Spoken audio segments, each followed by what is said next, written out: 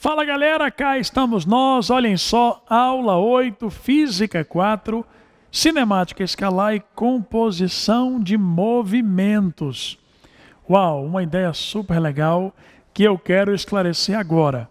Vamos iniciar tratando de um caso bastante comum, uma pessoa caminhando em situação de chuva.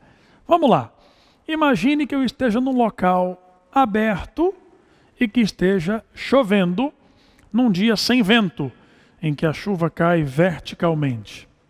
Eu tenho um guarda-chuva, e para eu ficar parado, basta que eu mantenha o guarda-chuva na vertical, e assim eu me protejo da chuva. Entretanto, se eu começo a me mover nesse sentido aqui, ó, eu não posso mais deixar o guarda-chuva na vertical. Eu devo incliná-lo um pouco para que eu continue me protegendo da chuva. Isso é um casamento, uma composição de movimentos. Vamos mostrar passo a passo as velocidades isoladas que estão aparecendo para a gente poder ver a velocidade final desse movimento. Ou seja, uma velocidade relativa resultante final. Olha só, uma pessoa caminhando em situação de chuva me leva ao seguinte casamento. A velocidade da chuva em relação à pessoa, que corresponde ao padrão das gotas caindo sob o olhar de alguém, mais a velocidade da pessoa em relação ao solo. Ei, pessoal, são duas coisas totalmente separadas uma da outra. A velocidade da chuva em relação à pessoa e a da pessoa em relação ao solo. Me ajude, vamos lá.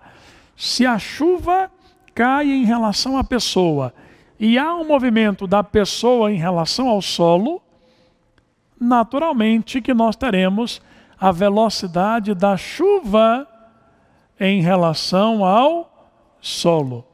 Muito bem. Esse vetor aqui nasceu do casamento desses dois aqui, que correspondiam a dois movimentos separados, isolados, porém simultâneos. Uma situação como essa justifica, por exemplo, o fato de alguém que começa a caminhar precisar inclinar o guarda-chuva para se proteger. Aqui do lado, nós preparamos uma outra situação, que é um barco navegando num rio com correnteza. Poderia ser uma pessoa caminhando numa esteira rolante ou numa escada rolante, um caso extremamente semelhante. Vejamos movimentos isolados, movimentos independentes, porém simultâneos, que quando se casam, compõem um movimento resultante. Vejamos o barco no rio com correnteza. Vamos lá? Falaremos aqui da velocidade do barco em relação às águas. Sim. Isso representa a velocidade que o barco, sozinho com o seu motor ligado, consegue desenvolver nas águas. Ela vai se somar à velocidade das águas em relação às margens, que é algo completamente isolado, independente. É a correnteza. Para alguém que ficou em solo firme, é como as águas vão correr ali. Do barco em relação às águas, mais a das águas em relação às margens. Me ajude. Vamos pensar. Se há um movimento do barco em relação às águas, e se há também um movimento das águas em relação às margens, nós teremos um movimento que será o do barco em relação às margens. Ou seja, alguém em terra firme verá o barco com uma velocidade resultante que vai nascer do casamento dessas duas aqui. Vamos pensar comigo. Num rio, eu posso ter duas situações. O barco pode navegar a favor da correnteza, e aí eu vou somar dois vetores na mesma direção e no mesmo sentido. É só somar os valores dos dois. Mas é possível também que um barco suba um rio. Como é subir o rio? A correnteza é num sentido e o barco vai navegar no sentido contrário. Dessa vez, nós estaríamos somando dois vetores na mesma direção e em sentidos contrários. Teríamos que pegar o maior menos o menor. Assim nós encontraríamos a velocidade do barco em relação às margens. O barco somente seria capaz de subir o rio no caso de ele navegar com uma velocidade própria maior do que a da correnteza para que nós pudéssemos fazer a subtração. Falaremos agora, ainda em barco num rio com correnteza, de duas outras situações que também são muito especiais. A travessia no menor tempo possível e a travessia na menor distância possível. Travessia. O barco agora sairá de uma margem e irá para a margem oposta. Vem comigo, vamos continuar estudando. Beleza, galera? Agora, travessia em tempo mínimo, menor tempo possível. Veja que o que eu tenho na lousa é uma vista de cima. É como se nós estivéssemos num helicóptero, olhando para baixo, vendo o rio de uma margem a outra. De uma margem a outra, o comprimento é L. E nós queremos que o barco atravesse no menor tempo possível de uma margem para outra. Me acompanha aqui, ó. O que é necessário para que ele faça a travessia no menor tempo possível? Ele precisa colocar-se de maneira perpendicular à margem. Assim como eu estou mostrando agora para vocês. Esse vetor azul é o vetor VB. É a velocidade própria do barco. É preciso que ela se mantenha perpendicular à margem. Essa velocidade é a velocidade do barco em relação às águas que eu acabei de citar. Bem, porém, nós teremos ainda, concomitantemente a isso, nós teremos a própria, olha só, atenção, correnteza. Aqui está a velocidade das águas em relação às margens, ou seja, VC. Exatamente. Quando nós casarmos os dois movimentos, ou seja, esse movimento com esse, nós vamos encontrar a velocidade resultante, que será exatamente essa aqui, a velocidade do barco em relação às margens. Excelente. Bom, nós devemos perceber de novo o casamento que eu venho mencionando. Vamos lá? Quais são os dois movimentos independentes que me levam ao movimento resultante? O movimento próprio do barco associado ao movimento próprio da correnteza. O do barco e o da correnteza juntos vão me dar o movimento resultante. Ei, pessoal, nesse caso, para eu analisar o tempo, eu tomaria VB com o comprimento L, porque o barco, na sua própria direção, ó, na direção do seu movimento, andaria L. E esse é o único caso em que a velocidade da correnteza em nada afeta no tempo da travessia. Para calcular esse tempo, eu faria VB é igual a L sobre o tempo que é o menor possível. Nós posicionamos o barco de tal maneira que ele já esteja na direção perpendicular à margem e, portanto, isoladamente, ele andará na menor distância para si possível. O tempo mínimo será L sobre VB, mantendo o barco perpendicular à margem, sem nenhuma influência da correnteza. Quando nós ajeitarmos aqueles vetores, nós vamos perceber o seguinte, ó, o vetor VC somado ao vetor VB nos levará ao vetor VR. De novo, o vetor VC, velocidade da correnteza, somado ao vetor VB, velocidade do barco, ele vai nos dar o vetor VR, velocidade resultante. Notem que nós aplicamos aqui o teorema de Pitágoras para relacionar os vetores. Percebam, o VB ao quadrado em módulo, somado ao VC ao quadrado em módulo, me dá a resultante ao quadrado. E ainda, a velocidade vetorial própria do barco, somada com a velocidade vetorial própria da correnteza, me dá a velocidade vetorial resultante. A primeira é uma expressão envolvendo os valores, os módulos, e a segunda envolve os vetores. Agora, façamos a análise da travessia na menor distância possível. Vamos lá, vamos ver como é que é isso aqui, ó. Ei, pessoal, que interessante. Para quem ficou de fora, foi fundamental, imprescindível, ver o barco saindo daqui para cá. No caso anterior, quem estivesse no helicóptero veria esse movimento resultante. Só que agora, dentro do helicóptero, nós queremos ver esse movimento aqui.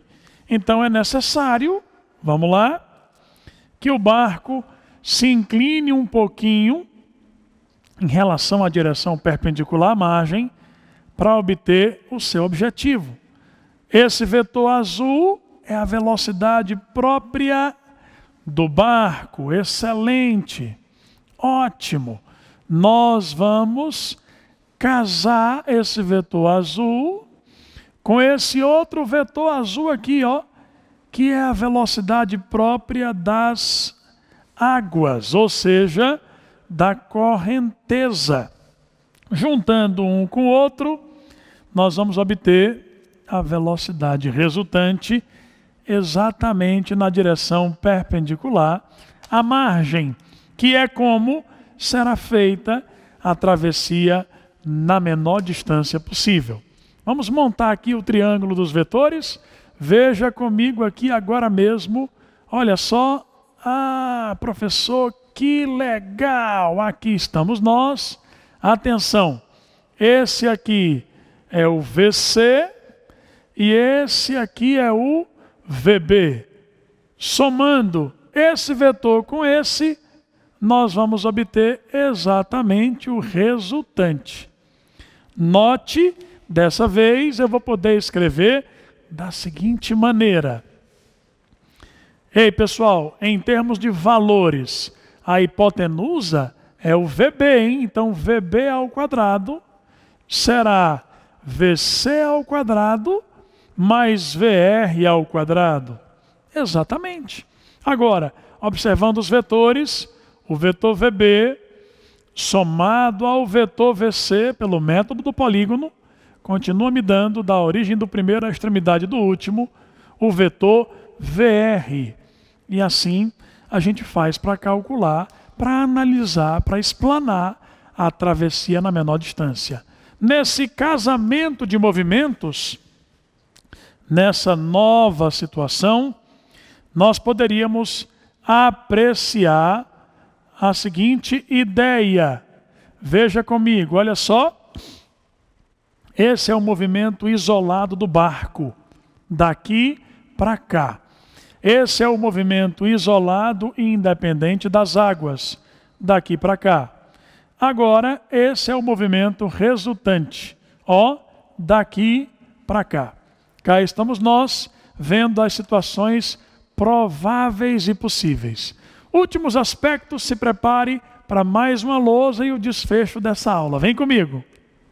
Perfeito, galera. Tudo que nós estamos fazendo aqui envolve velocidade relativa, que grosso modo é apenas uma diferença de velocidades. Por exemplo, o que seria a velocidade de A em relação a B?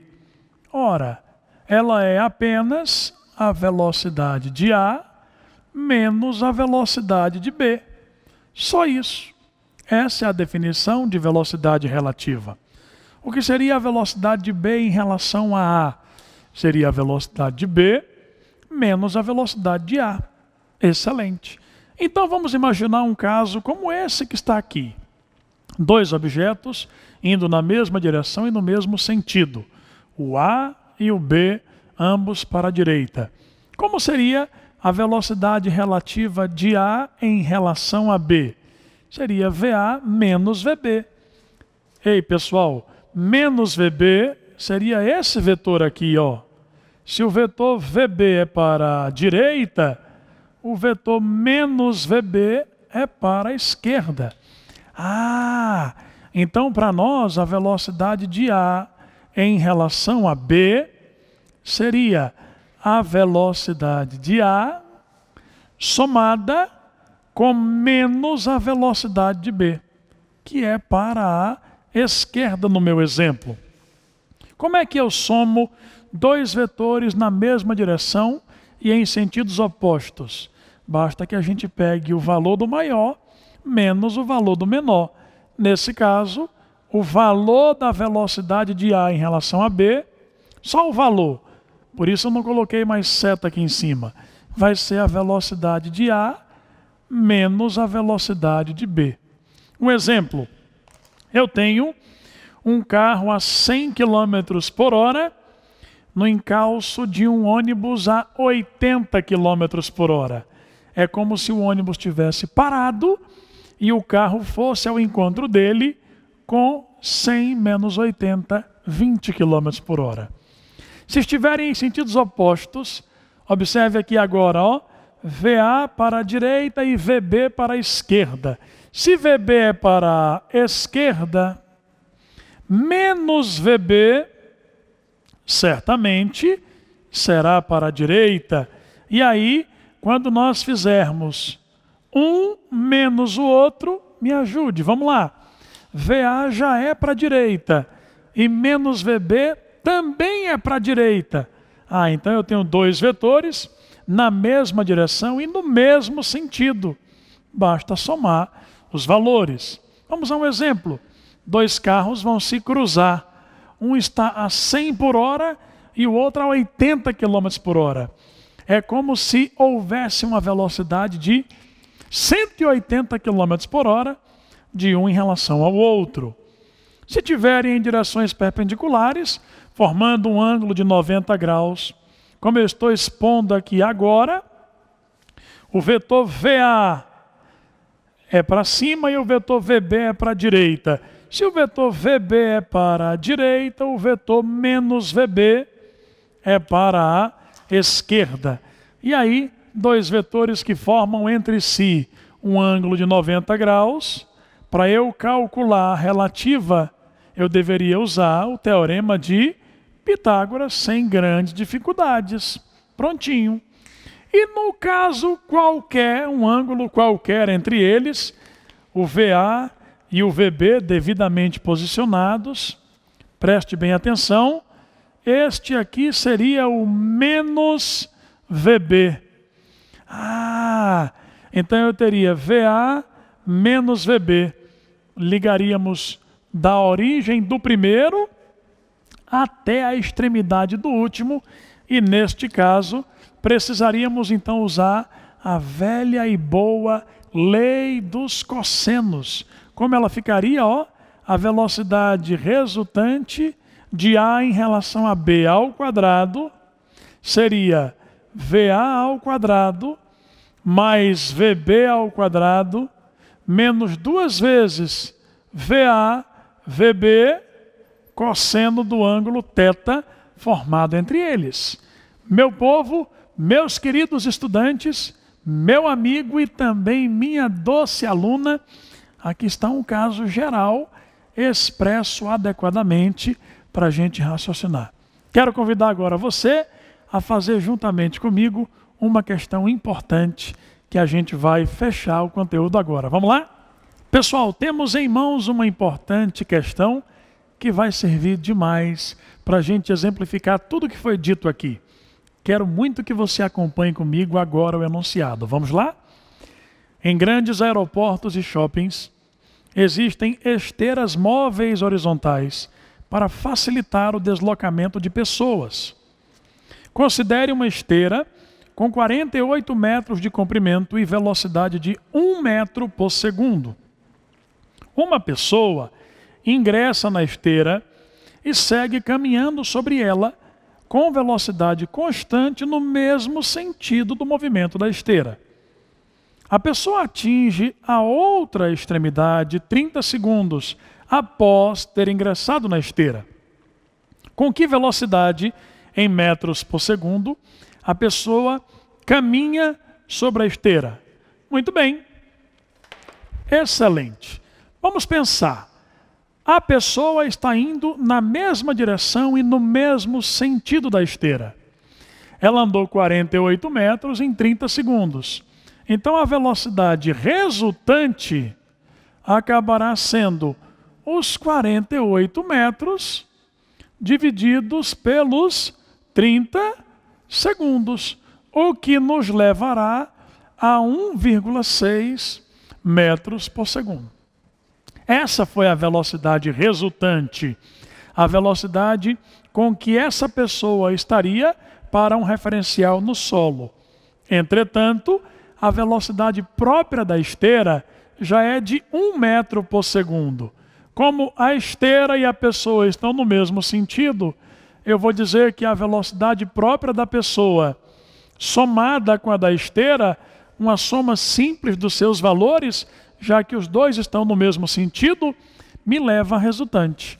Então, 1,6 será a velocidade da pessoa mais a da esteira, que é 1 metro por segundo. Com isso, a da pessoa vai dar 0,6 metros por segundo. Quando você avalia as alternativas, dá para você perceber que isso é o que está na letra E de escola. Pessoal, excelentes estudos. Um grande abraço a todos e até a próxima. Tchau, gente!